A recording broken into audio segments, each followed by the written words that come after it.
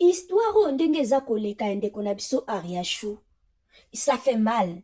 Koyoka baba déroulement na yango, tout ce qu'elle a vécu, on se rend compte que notre sœur Ariashu était seulement face à un manipulateur. Le monsieur en question asa manipulateur.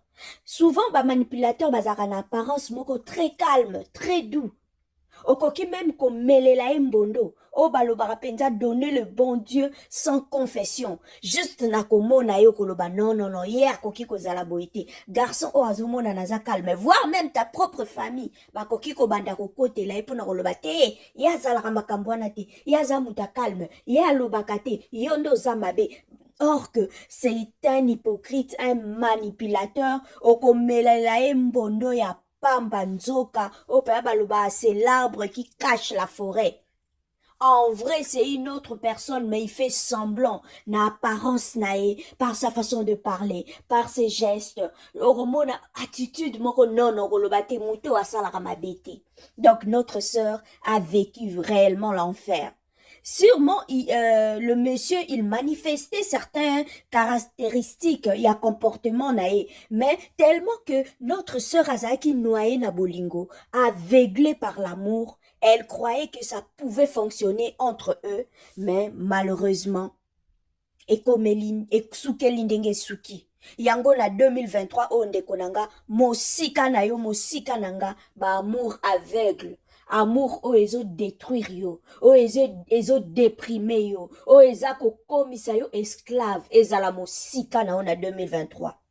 Ba manipulateur balingaka ba sanjolaka bango. Tomonaki souvent na ba vidéo, okomona Ariashu azosala vidéo, azokumisa mobali na ye, azosala vidéo, toujours mobali azala d'être au centre, il y a gloire moko boye. C'est comme ça que fonctionne le manipulateur. Balingaka bongo, visibilité wana sur sa personne, sur lui. Donc, kango abande ko benga super papa, bako kende na magasin basombe loko. Moi si aponia, c'est papa qui va payer. Yem tako futa. Bazo filmer wana, voilà, bango balingaka bongo. Ba matisa likolo. Donc, c'est lui à la caisse, c'est lui le boss, c'est lui qui paye. C'est lui le super champion, le super papa, le mari par excellence. Donc, il faut ça y est, image moko positive. Oh, peut-être eza bongo te, mais il faut apparaître à bongo na miso ya batu. Donc, il s'en fout de toi. Oyo o souffrir. Ozala bien te, il s'en fout. Donc, attention, nyonso il fait zalaka sur sa personne. Ariashu azala qui stressé, dévalorisé. Moto ya mabok talaka muta mabok. D'abord, vous voyez déjà muta maboké. Donc, dévalorisé, rabaissé, mal à l'aise, mal dans sa peau. Or que na amour esengeli partenaire na yo à s'épanouir. Amour faut moninga pas s'épanouir, à se sentir bien na relation. Mobali wana bande ko contrôler Ariashu à 100%. Donc akoma qui facile à manipuler.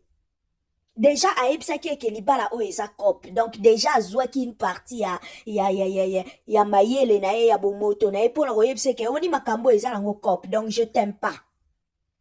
Si tu es toujours là, tu continues à être avec moi, donc tu es d'accord, il y a qu'au vendre na libala ya cop.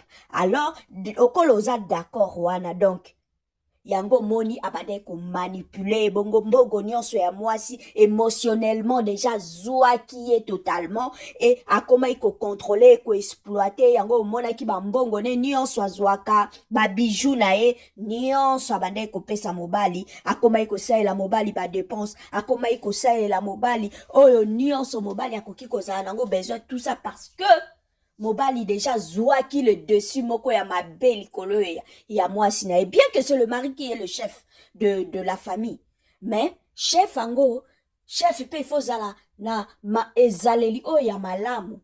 Na façon ya kitoko pe ya malamu ko ya ko zala na ba subalterne na oso itoko iko benga ko bongo chef ezali te wana kaka pour imposer mais chef azali pe o ya pesa ka ba direct ba o azako pesa ba orientation claire pour na bonne marche ya eloko kozwa ko considérer pe moninga o aza en face na yo mais notre sœur azaki na une forme ya bolingo o ezake donc bazo mona yo eloko pamba baebi ke ozawa na po ozo bonde la bolingo bandeko tobondela ya bolingo te. Linga mwasi na yo to mobali na yo a considéré yo étant que d'abord humain, bomoto na yo. Tu as de la valeur. Yo moko na ondaki bomoto na yo. Kolinga tozala na relation moko kaka batu ba monaka bino.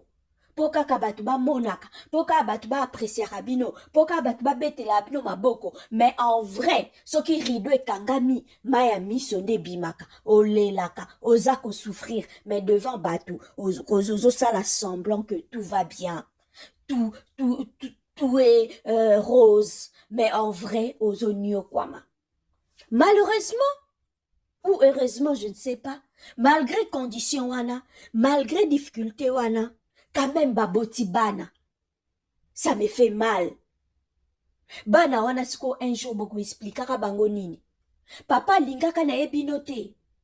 Po ba vidéo etikali toza susu na époque te que le parole s'envole, hein? Mais non, le parole reste. Il y a des vidéos. Il y a des images.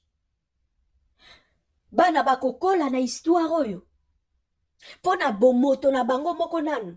Savoir que tobota maki na union moko boye ezalaki ya cop. Papa lingaka na ye maman te. Mama bade ko forcer bolingo. Papa lingaki mama ta nyokolaka mama bwaka rabiso libanda. Bana bakokola na yango. Et memaka ba révolte. Bana barokoma révolté vis-à-vis à papa, vis-à-vis à ba parents. Bana wana un jour bako balaka. Un jour bako zalaka bakondi bako assumaka ba responsabilité. Mais vis-à-vis à bato baebi histoire na bango. Bato nyonso bako za na lecture à makambo ndenge moko te. Il y aura de personnes au bako bandako tout kabana wana kaka likolo ya histoire ya ba parents na bango. Ke boza na bino kutu bala. Bana ya makango. Bino kutu yi, papa na bino zala papa na bino te. Bino kutu boye, yo kutu boye. La belle famille o bana ana bako balaka un jour. So yi bakutani na famille moko eza éduqué te to baza na ba mentalité, ba manière moko a bien te. Et kozala sujet à moquerie. Bako bandako tout kaka bana wana na mabala esika bako kende. Donc eza kitoko te. Et ba manipulateur aussi généralement basukaka bango moko. Pourquoi basukaka bango moko? Parce que tout au long ya vie na ye tellement qu'il a manipulé moi si, a manipulé mibali. Akosuka ye moko malheureux.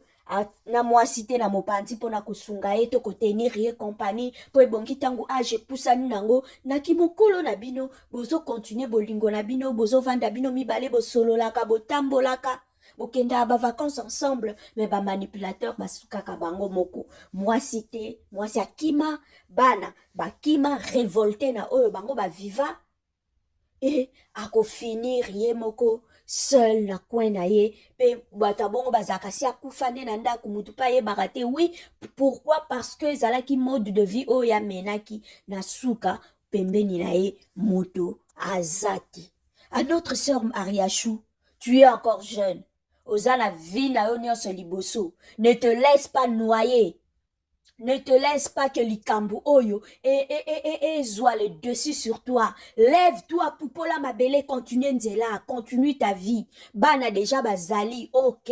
Maintenant pense, qu'est-ce que tu vas faire? Intègre-toi, cherche une formation. S'il faut améliorer côté langue, kota bakour, au matissa moi niveau ya français, kota bakour, au apprendre un métier, changer complètement de vie. Tia priorité na yo mosala o penda chancel mbemba lobaki boulot ndaku boulot. Donc yo ba mère ami na yo bana na yo sala vie na yo sikoyo bosana. Donc ignorer bango, ignorer même que il faut mutu moko boya pesa ta 1 franc 2 francs po bana nanga bakola bokola bana na yo focus. En tout cas ma chère okomona vie na yo eko changer complètement.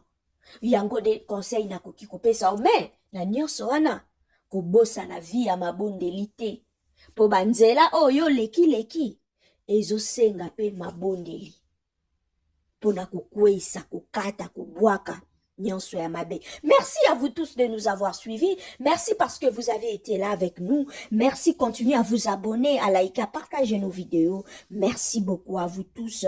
Et qu'est-ce qu'on va encore se dire? Bon week-end. makambo nyonso ya malamu semaine asike kobanda ebanda na